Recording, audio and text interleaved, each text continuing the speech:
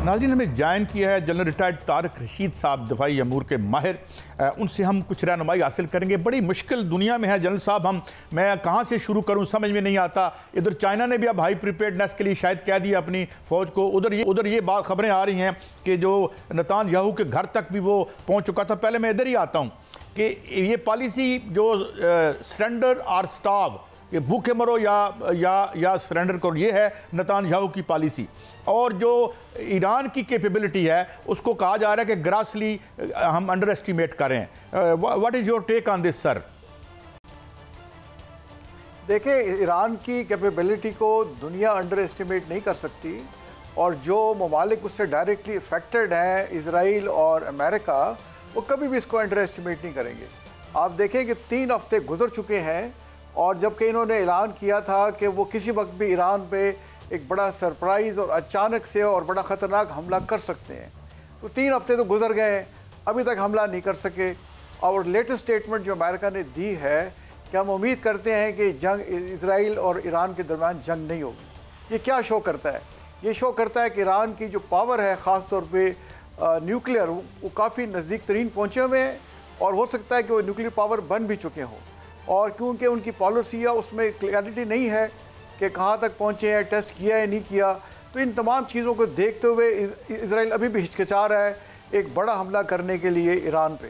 तो मेरा अपना ये ख्याल है कि 3 हफ्ते गुजर चुके हैं। जनरल साहब, ईरान जो इजराइल है उसके पास बड़े दिफाई निज़ाम है, मौसर किस्म के दिफाई निज़ाम है, और बड़ा दावा करते हैं वो अपनी हिफाजत का। लेकिन नेतन्याहू के घर पर हमला हुआ और वहाँ पर ड्रोन हमला हुआ, लबनान को या हमास को ये ताकत कहाँ से मिली सर कि इतना बड़ा ख़तरनाक हमला, और वो भी इतने बड़े मौसर दिफाई निज़ाम को तोड़ के? देखिए जी, एक तो वो जो है हिजबुल्ला, उसकी अपनी में एक बहुत बड़ी अपनी फोर्स है, और उसको ईरान की सपोर्ट है, और वो ईरान उन्हें मुकम्मल तौर पे सपोर्ट करता है। लेकिन मेरा नहीं ख्याल कि उन्होंने उसको लॉन्ग रेंज अभी तक मिसाइल दिए हुए थे। तो ये आप देखें कि जो लेबनान का बॉर्डर है, इससे नेतन्याहू का घर जो कसरिया में है, उसका फासला तकरीबन 120 किलोमीटर बनता है। तो इन्होंने 120 किलोमीटर तक तो उसको इंगेज किया है, और ये नेतन्याहू साहब की खुशकिस्मती थी कि वो वहाँ पे नहीं थे। तो अगर जंग एक्सकलेट करती है तो मेरा ख्याल है ईरान इन्हें लॉन्ग रेंज अगर वेपन दे सकता है तो फिर इनका कोई भी शहर महफूज नहीं होगा। अच्छा, ये जो ड्रोन है जनरल साहब, उस पर तो आपने हमें गाइड किया था, ये जो हाइपरसोनिक मिज़िल है, और मैं हैरान हुआ कि वो हाइपरसोनिक मिज़िल यानी वो आज़ाद हो जाता है ऊपर जाके, यानी उसके बाद मैं हैरान हुआ टेक्नोलॉजी को देख के। मगर ये ड्रोन में कितना आगे चला गया है कि ड्रोन के हमले जो हैं पेनिट्रेट कर जाते हैं। क्या लो फ्लाइंग करते हैं या इतने ज़्यादा होते हैं कि डिटेक्ट नहीं होते? देखिए जी, ड्रोन लो फ्लाइंग भी कर सकता है, और जैसे इन्होंने टैक्टिकली उनके एयर बेस को स्ट्राइक चंद दिन पहले किया था, और उसमें काफ़ी सारा इनका नुकसान किया था। और लॉन्ग रेंज जो ड्रोन्स हैं वो बड़े हाई अल्टीट्यूड पे भी फ्लाई कर सकते हैं। तो ये डिपेंड करता है कि किस किस्म के आपने ड्रोन बनाए हुए हैं। बट मेरी इत्तला के मुताबिक, जो मुझे लोगों से बातचीत करके इंफॉर्मेशन वक्तन फ़ौक्तन इंसान शेयर करता रहता है, कि ईरान की जो नैनो टेक्नोलॉजी है और स्पेशली मिलिट्री टेक्नोलॉजी बहुत एडवांस हो चुकी है, और इसी के बिना पे अभी तक जो है इजराइल ईरान पे हमला नहीं कर सका। अच्छा जनरल साहब, थोड़ा सा हमें ये बताइएगा, मैं खुद बड़ा सब क्या आप समझते हैं कि इजराइल पर ऐसे तबाहकुन और हैरानकुन कोई और हमले भी हो सकते हैं? बिल्कुल हो सकते हैं। देखिए, अगर जंग तूल पकड़ती है और ईरान ये जो लॉन्ग रेंज मिसाइल है, शहाब है, जुल्फ़कार है, गदर है, फजर है, ये उनकी बड़ी रेंज है, जो कि 75 किलोमीटर से लेकर 2500 किलोमीटर तक मार कर सकते हैं।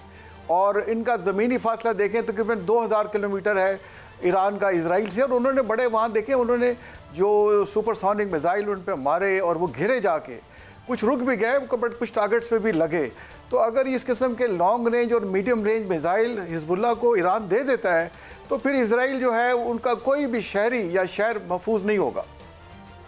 अच्छा जनरल साहब, ये भी बात आ रही है कि जो उसका प्लान था वो लीक हुआ है, गार्डियन ने गालबन ये क्लेम किया है, तो क्या इतनी इंटेलिजेंस भी कंप्रोमाइज़ हो गई है इनके हिजबुल्ला और ईरान और इनके मुकाबले में इजराइल की? देखिए, ये खबर तो आई है, बट अगर पता नहीं वाकई क्योंकि उसके खदो खाल वाज़े नहीं हुए कि वो कौन से टारगेट्स को हिट करना चाह रहे थे। लेकिन ओपनली अमेरिका ने उनको कहा कि हम नहीं चाहेंगे कि इजराइल जो है उसके न्यूक्लियर इंस्टॉलेशन पे हमला करे।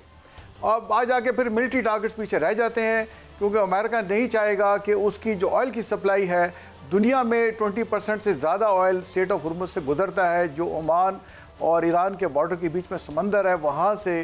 तो वो नहीं चाहेंगे कि दुनिया के मेन सप्लाई चेन को अफेक्ट करे और दुनिया किसी बहुत ही बड़े इकोनॉमिक क्राइसिस से दो चार हो जाए।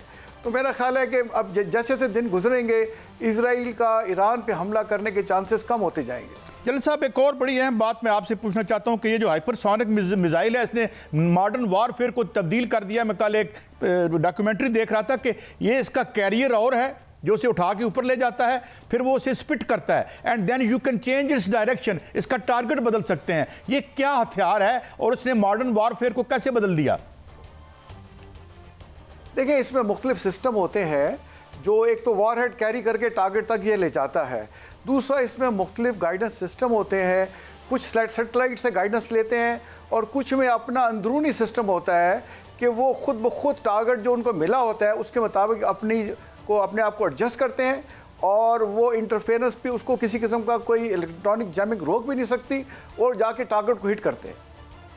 जल साहब, do we have this technology? हमारा वारफेयर भी माशाल्लाह, एक जानिब खित्ते में जंग लगी हुई है, दूसरी जानिब सऊदी अरब जो है वो मिस्र में बड़ी सरमायाकारी करना चाह रहा है।